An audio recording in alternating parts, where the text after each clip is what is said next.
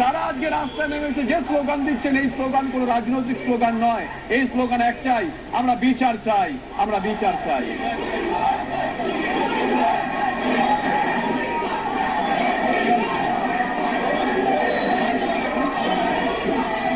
আমরা শ্যামবাজারের দিকে আরেকবার নজর রাখি। রিমি আমাদের সঙ্গে রয়েছেন শ্যামবাজার থেকে, আমাদের সহকর্মী। রিমি,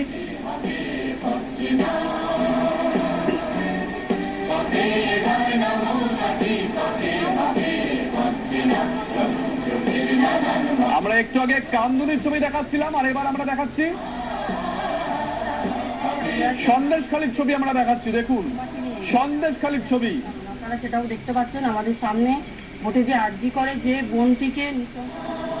সন্দেশখালীর ছবি আমরা দেখাচ্ছি। সন্দেশখালীর নারী সমাজ আজকে রাস্তায় নেমে এসেছে, প্রতিবাদে সামিল হয়েছে। তাদের হাতে রয়েছে পোস্টার, মুখে স্লোগান।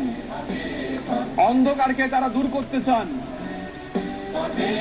মোমবাতি হাতে আজকে সামিল হয়েছেন তারা প্রতিবাদ কর্মসূচিতে। অসামরিকভাবে অত্যাচার করে, নির্যাতন করে তাকে মারা হয়েছে। আমরা সবাই এর মধ্যে প্রতিবাদ জানাতে চাই।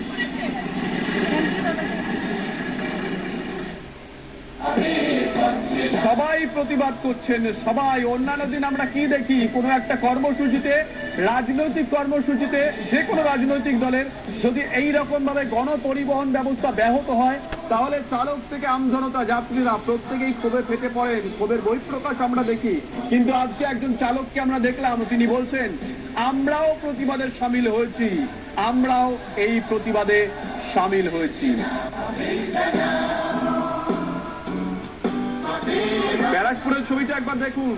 যে কথা বলছিলাম, পলিটিক্যালি অত্যন্ত সেন্সিটিভ এই ব্যারাকপুর। বিভিন্ন সময় ব্যারাকপুর চত্বরে বিভিন্ন জায়গায় রাজনৈতিক কারণে সংবাদ শিরোনামে উঠে আছে, কিন্তু আজকে যে ছবি আমরা দেখাচ্ছি রাজনীতির সঙ্গে